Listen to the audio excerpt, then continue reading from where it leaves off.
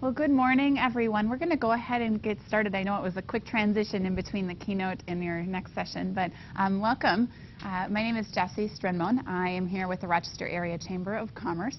Our chamber is focused on three things, as many chambers are. We do advocacy, we do membership, and we do workforce development and education. And education and workforce development is really the space that I get to play in. So I'm here today to talk just a little bit about one of our initiatives, but just to give you the very quick background, the Chamber runs about 9 different programs that are focused on workforce development in some capacity. So everything from leadership development in our emerging leaders to diversity in business to some programs that work very closely with the schools and workforce development systems. And so that is where I come from. Today we're going to zoom in on a look at an event and an activity that we call the STEM Summit, share some lessons learned and a little bit about the event and how that works, something that I'm very passionate about, but I think more importantly, Rochester is a really unique community in that we are positioned to grow and really kind of gangbuster style. We have, you may have heard the Destination Medical Center term around, and that is Mayo Clinic's commitment and interest in growing that business, which basically will mean about 35,000 new jobs in the next 20 years. This is a really big deal as we talk about STEM, because most of those jobs are going to be tied to the clinic in some way, shape, or form. Beyond that, many of our small businesses support Mayo Clinic or work with Mayo Clinic, and so that expansion within the clinic itself certainly has ripple effects into our small business community. Many of our entrepreneurs in bio-business, technologies, and many of those industries will see kind of a rippling effect as that takes place. So STEM is a ever important topic anytime, but for us, especially looking at our future growth, it really is a big piece. So just to give you a little bit of background about the STEM Summit itself, the STEM Summit is a one-day event.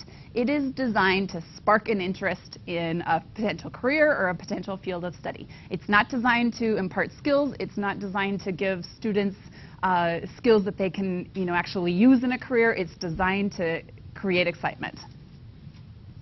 So just today, I'm going to talk a little bit about our growth over the last 5 years. We started out this event with 200 students. Now we served 2,300 last year. It relies heavily on business and higher education support, so I'll talk a little bit about what we've done to foster some of those relationships and how we bring the businesses and the higher ed partners to the table. Just talk a little bit about the logistics for those of you who might be interested in something like this, and then just talk about where we're going next. And then I'll leave 10 minutes at the end to answer questions as well. So to give you just a very brief overview of the STEM Summit, the STEM Summit is, like I said, it's a one-day event. It's about 2,300 students. It involves about 100 exhibitors who are showcasing their careers and career opportunities in STEM fields. And so this is everything from the manufacturing industry, who brings in some of their welding equipment to let students actually demo the welding experience and what that means in terms of math skills and all of those things that go with it, to some in our medical careers. We have students on site that are working with nurses to do the tube feedings through the dummies and all of those crazy things. Everything from your traditional STEM careers, typically medical in our region, but also we even see some that we might not think of as STEM. So for example, our bridal store that provides brides and rents tuxes and all of those things comes in and they do a whole display on measurements, how they calculate measurements, how they make adjustments to gowns, what math skills they have to use to do a career like that. So kind of a very non-traditional STEM career, but one that certainly maximizes the math skills that students learn. This program serves all of Rochester public schools and then most of our private and surrounding districts. So I think about 20 schools altogether participate. We leave it to the schools to determine who they're going to send. Some schools identify an entire grade, so they're going to send all of their 7th graders. Other schools use it as kind of a reward system for students that are doing well in specific classes. What we think is really most interesting is many of the schools have actually used it to look at some of their non-traditional learners and really kind of spark an interest in students that aren't doing well in traditional classroom. And so we kind of take the angle of that's not our expertise. We don't know the students like the schools know the students, but we try to give them as much information about the event and what the businesses will provide so they can make that decision. Like I said, it relies heavily on business engagement and support. This event has about a $30,000 budget, and most of which is provided by our sponsors, and then in-kind gifts, of course. Couple elements to the STEM Summit. Like I said, the STEM Summit is a one-day event. The students get to interact with lots of different exhibits, displays, hands-on, highly interactive environment. But in prep for that, what we do is we have volunteers from our businesses who go to each participating classroom and talk about why STEM matters. And so they'll talk about specifically their industry, what career opportunities there are in their industry. They'll give some general STEM stats in terms of what the outlook is for Rochester. Why STEM matters. You know, it's not just an acronym. I have a husband who teaches math, and he says the hardest question to answer, of course, is what am I going to do with this? Because he doesn't often have the opportunity to step outside those four walls and really see how these industries and businesses are changing and growing and what skills they really are going to need. And so this is an answer to that question in many ways. So we do a roadshow in each participating classroom. And then we also host this video contest. This is a new element this year, and our conversations were along the lines of we had hit the max capacity of the number of students we could serve, facilities and time and everything else. And so our conversation really switched to how do we maximize the impact for the students that are participating in the STEM Summit? How do we build out beyond just that exposure piece? How do we give the teachers more tools? How do we give the students more information? How do we let the businesses share more about what they are hiring for, what opportunities that they'll have? And so the video contest came out of that. And what that is just for this year, what we did is we asked students to show what they wanted to do in STEM. We left it wide open. They created videos. They submitted them. We gave away great prizes. I think we had about 20 videos that were submitted, and then we showcased those at the STEM Summit. So it was a great chance to have a little bit of conversation before in preparation for the STEM Summit. And then from every year we focus on a different industry. So this year as we're planning, we're really focusing on the ag industry. Agriculture is a huge industry in southeast Minnesota, and many of our schools are rural districts that have close ties to our agricultural industry. And so this year we're really focusing on bringing in more of the tractors that our local manufacturing companies build and provide parts for, bringing in some of the actual ag work, people who are kind of figuring out how to grow corn stalks taller and serve more people with the same amount of land space and all of those kind of fun STEM questions. So,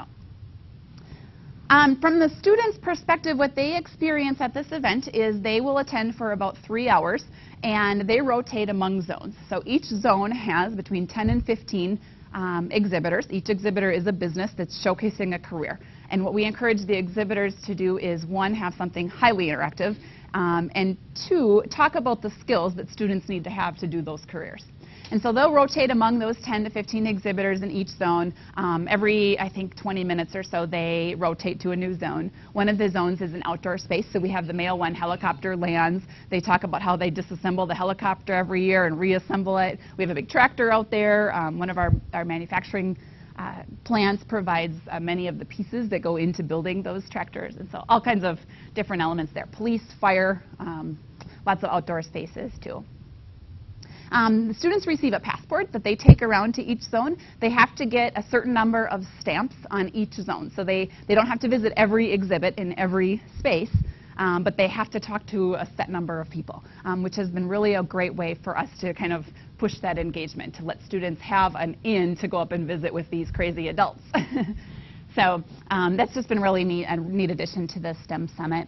And like I said at the very beginning, this event it's an event. It's designed to spark an interest. What we often see is students who come in because they're on a field trip, and really they don't have expectations in terms of this is going to be a fun day that I don't have to spend in the classroom. And they walk out and they say, you know what, I could work with prosthetics. And that may not be where they end up, but we always, we always champion the idea of having a path, and straying from it is better than not having a path at all.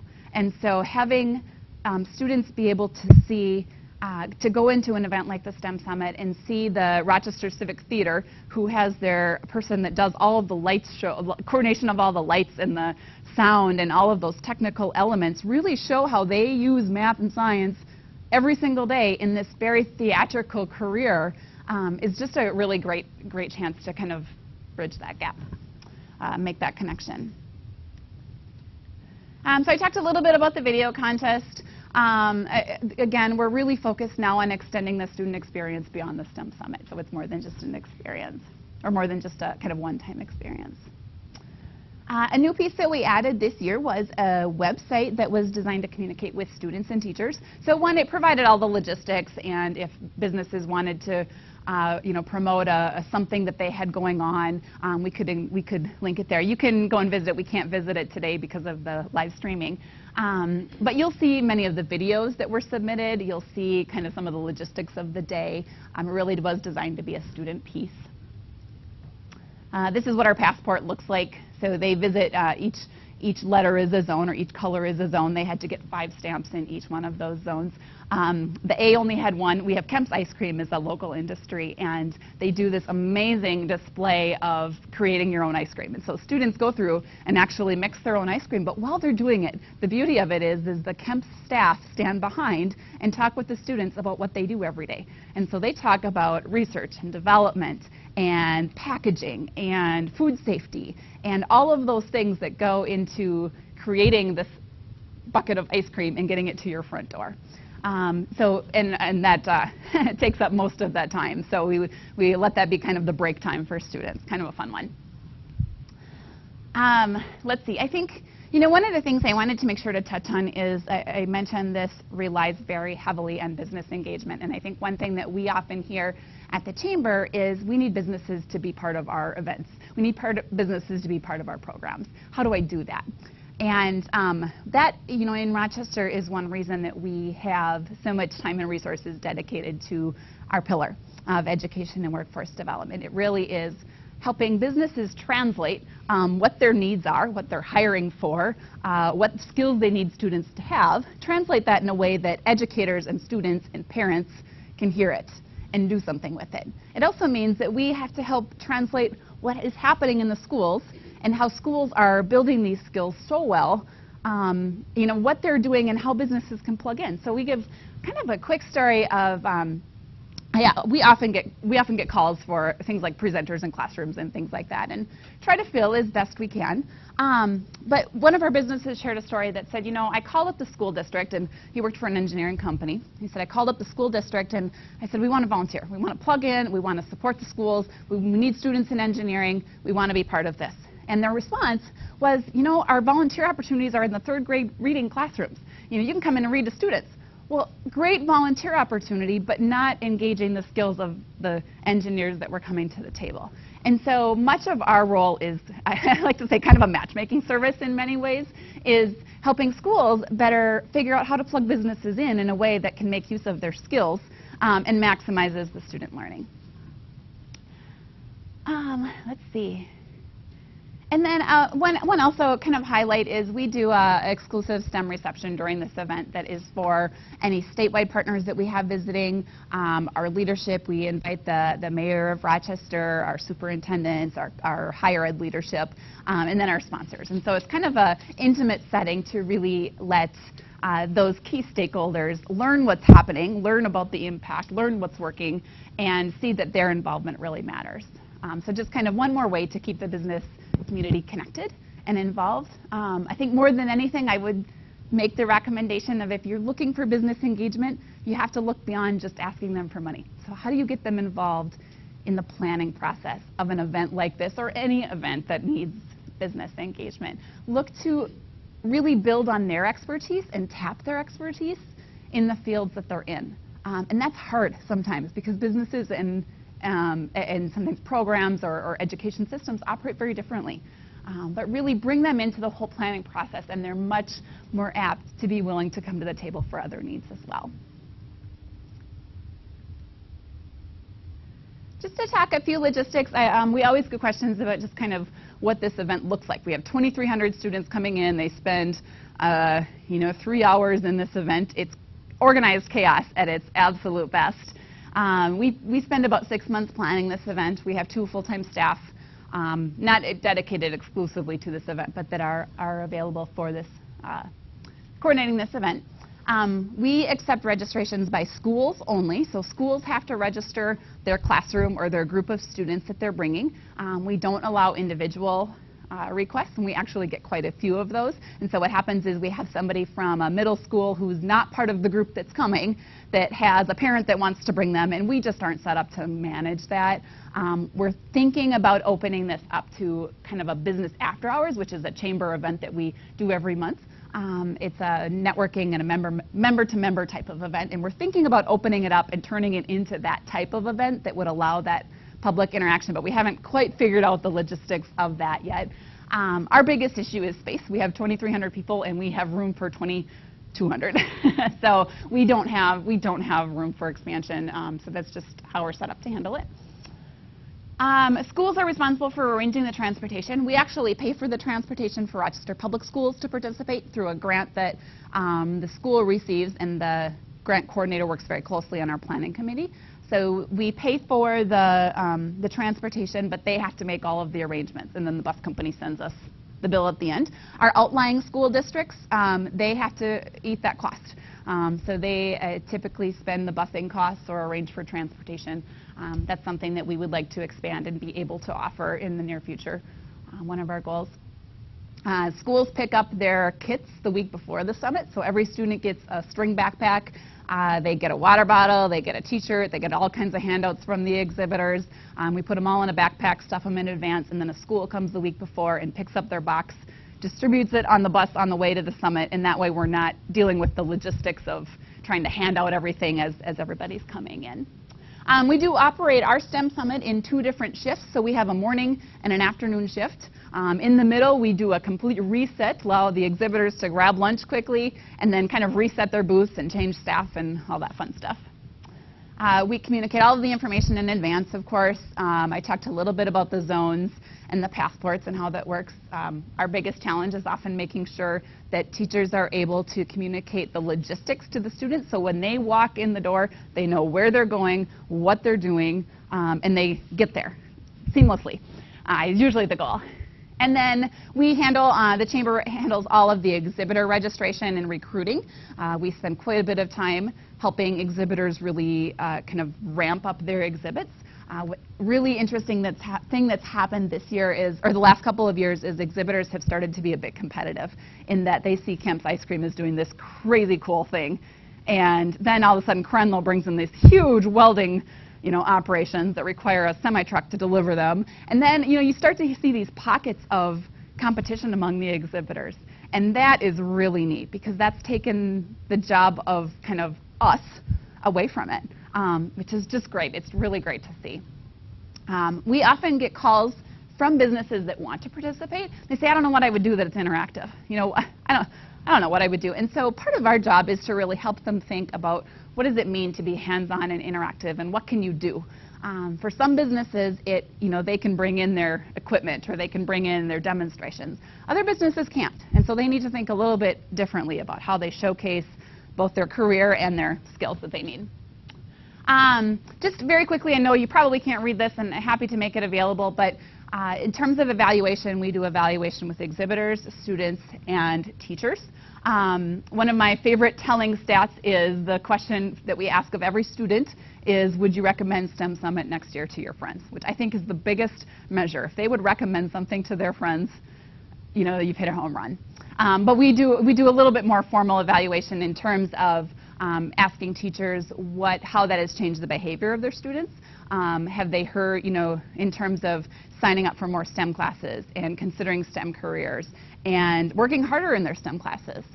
So we do that angle too, but I think some of those telling stats are more are the ones of if they'll recommend it to their friends. So expansion, I only have 2 minutes left, and I know I talk really fast, but expansion plans, like I said, we're looking to move beyond that sparking an interest. So looking at ways we can continue to provide more resources, more connections, really give the students and the teachers that are participating the tools to really build up their STEM programs, and then also to make the connections with the businesses themselves. I am all about building capacity of teachers and businesses to do this work on their own. So if they can have a relationship that is sparked because of something that happened in the STEM Summit, and they can help bring in those businesses into their classrooms or however else, that is great. That's our ultimate goal. continue to build our partnerships. This event comes together with partnerships from many of the businesses that not only exhibit but financially support it. So they're involved: Mayo Clinic, Xylo Technologies, IBM in the past. I think there's about 20 businesses or so.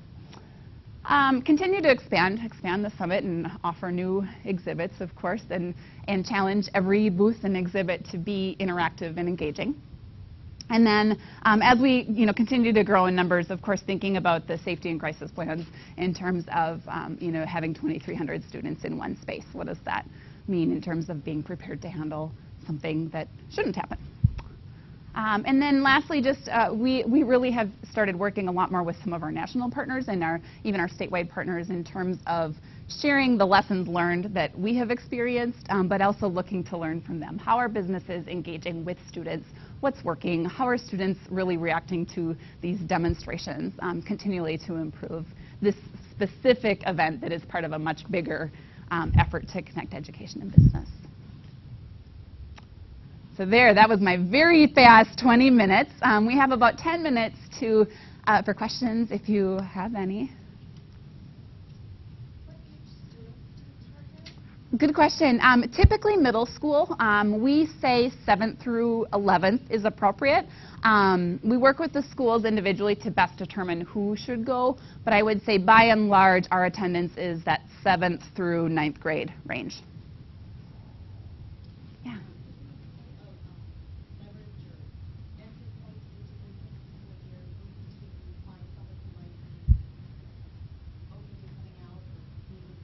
Mm-hmm. Where do you start if you have a business in mind and you want to connect with them for a program or a classroom? I would say probably human resources tends to be the best access point because they tend to know who would be interested or who would be best suited. And so that's a great kind of opening question rather than, hey, will you fund this event? We're looking for somebody to help, provide some guidance on this. They need to have this expertise. Businesses, I think, is more information, and as clearly as you can outline what you're expecting them to do, the better.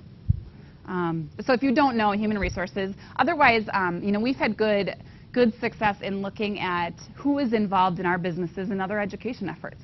So we know Crenlo, it's a local manufacturing plant. They build tractor cabs for tractors and semis and things like that. We know that they're very involved in many different programs. And so when we called them, we said, we can see that you're interested in this. Who can we talk to about this particular thing? I also think the chamber. I mean, we're big champions of connecting education and business. I also will scream from the rooftops that it needs to be purposeful and intentional. We can't keep asking businesses to come to the table to support something that they're not able to support, or they're just bodies in the room. So looking to really maximize the skills. Yeah.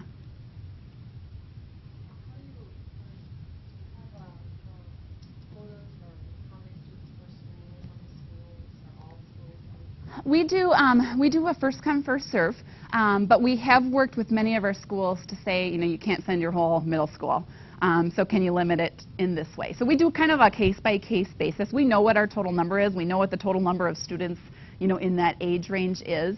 As we've grown the last couple of years, we've really said you can send one grade, or kind of what the equivalent of one grade is. Some schools send 20 kids, some send 300. There's a few districts that send 300.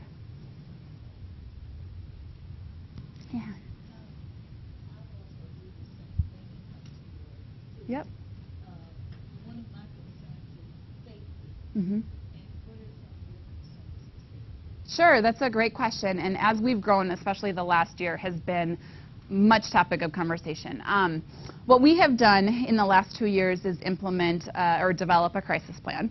And so we have a whole document that kind of outlines the chain of command in terms of who can make decisions, who needs to be the point person for making certain phone calls, who can talk to the media. If this happens, then we do this. If this happens, then we do this. And so there's a really clear chain of command. I think our next step is how do we bring the exhibitors and the teachers into that planning process, and so that they're more aware of what would happen in a crisis. We have also started, working with the college a little bit more closely in terms of, we have identified a relocation space. If something happens in the building that we're in, where do we bring students? If the helicopter needs to land, where does it land? If the ambulance needs to meet someone, where does it meet someone? So kind of thinking through all those worst case scenarios. And then I think a big piece of that is the communications plan. So who's authorized to speak on behalf of the chamber, on behalf of the college, on behalf of the school district.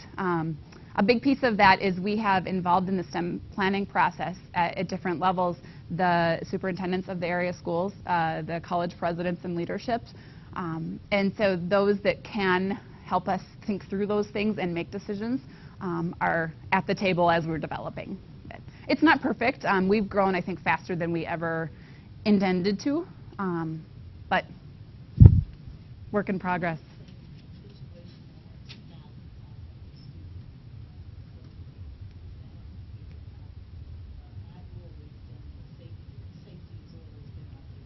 Mm-hmm. Mm-hmm. Yep. And can they interact with the exhibitors? And mm-hmm.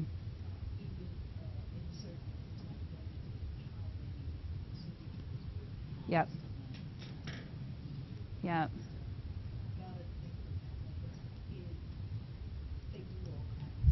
We've also found real benefit in giving them kind of that, I don't want to say downtime, but that like one of our zones is outdoors.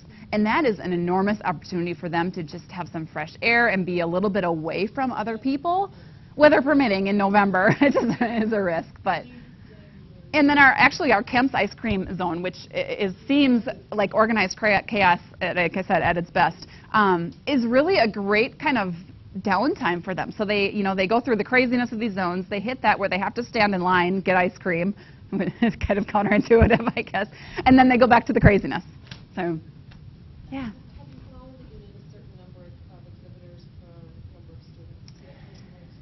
Yep. We tried to stick to about 15 students per exhibitor. In a perfect world, we'd do less than that, I think, because you certainly have students that are they're easily engaged or they'll easily approach someone, but it's nice to have a little bit of wiggle room to have exhibitors be able to draw students into. We've also asked many of our exhibits, especially the more popular ones that are more interactive, to think about bringing more staff so that they can better accommodate. Last year we had the exhibitors stamp the zone cards.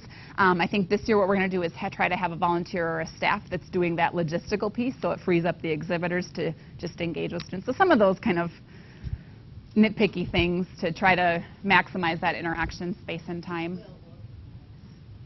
Thank you. Thank you. Good. Good. Is this an annual program or is it quarterly? It's an annual program. Mm-hmm. And is there any parental involvement in this particular program? It isn't. What we ask the schools to do is to manage the field trip like they normally would. So they have to sign off on any agreement forms that would let them get on the bus. But there isn't a registration fee or a registration process per se. We register the schools only. And then we give a chaperone recommendation. So I think it's 5 students to 1 chaperone. And so we push that to the hands of the schools to say, if you're going to bring 20 people, you need to have the 4 chaperones that come with that. Some don't, of course. But we also have about 30 volunteers throughout the day that are staged around there just to help manage the traffic and re-engage students if they check out. The most amazing thing that I see is there's a room up above this big gymnasium space. We do this out at the Rochester Community and Technical College. And there's a room that overlooks this space. And like I said, we do a stakeholders meeting up there. But you can look down over the event and you see these massive groups of students that just move in kind of tandem. They just rotate. And you can rarely see a student that's not engaged in something. There's always a couple of pockets, a few students here and there that we have to pull back in. But if you make the content engaging enough and they're excited to do it, it works.